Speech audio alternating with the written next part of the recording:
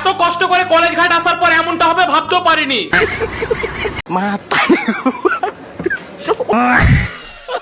আসলে আজকে আছে ক্লাস, তাই সকালে বাড়ি থেকে বেরিয়ে যাই। তারপর চলে আসি বাস স্ট্যান্ড। Z900 রেখে দিই, বাসেও চেপে যাই। আজকে একটা লং ভিডিও শুট করবো, তাই বাড়ি থেকে মাইকও নিয়ে আসি। ফাইনালি ভিডিও বানানো শুরু, কিন্তু বাসে আমাকে এত কালো লাগছে বলার বাইরে, তাই বাস থেকে বেরিয়ে গেলাম। এমনিতেই কালো, যদি ভিডিওতেও কালো লাগে তাহলে তো লাভ ম্যারেজ তো দূরের কথা, অ্যারেঞ্জ ম্যারেজও হবে না। বাসের বাইরেও অনেক আওয়াজ, সবাই প্যাপু করছে, তাই সিটেই বসে যায়। ভিডিও বানানো হলো না, মন খারাপ নিয়ে হাঁটতে লাগলাম কলেজের দিকে। কলেজে ঢুকে যায়, আজকে ড্রয়িং ক্লাস আছে। ব্যাগ অনেক ভারী, টিন ভাঙা, লোহা ভাঙা, প্লাস্টিক, বই খাতা সবই আছে। ড্রয়িং করবার জন্য সিটও আনতে চলে আসি।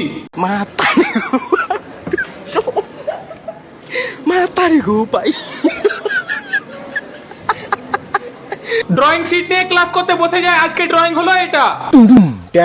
ক্লাস আজ অনেক তাড়াতাড়ি ছুটি হয়ে যায়, তাই গোপাল আর আমি বেরিয়ে পড়লাম Z900 নিয়ে কলেজ ঘাট। যেতে যেতে চোখে পড়লো বহরমপুর জেল, চীনের প্রাচীরের থেকে উঁচু। তারপর চলে আসি কলেজ ঘাট, সবাই গার্লফ্রেন্ড বয়ফ্রেন্ড বসে আছে। আমরা সিঙ্গেল থেকে কি করবো, তাই ওখান থেকেও বেরিয়ে গেলাম। তারপর চলে আসি আর একটা জায়গায়, নদীর ধারে। নদীর ধারে বসে থাকতে থাকতে বিরক্ত লেগে যায়, তাই এখন থেকে বেরিয়ে পড়লাম বাস স্ট্যান্ডের দিকে। চলে আসি বাস স্ট্যান্ড, বাসে ব্যাগ রেখে চলে এলাম শপিং মল। বাসের ভেতরে একেবারে সেফ না, হিজড়া কানের কাছে এসে হাততালি মারছে। মলে থাকা অনেক ভালো, যখন বাস ছাড়বে তখন চাপবো। জামাগুলো ভালোই লাগে, কিন্তু দাম দেখে যে এখানকার জিনিস ওইখানে রেখে দিই। নবাবের এটা পছন্দ হয়েছিল, তাই ট্রায়াল করবে। সালা ভিতরে কি যে করতে লাগলো, এখন পর্যন্ত বেরিয়ে হচ্ছে না। ট্রায়াল রুমে সবাই ঢুকে আছে, তাই বাইরে পড়তে লাগি।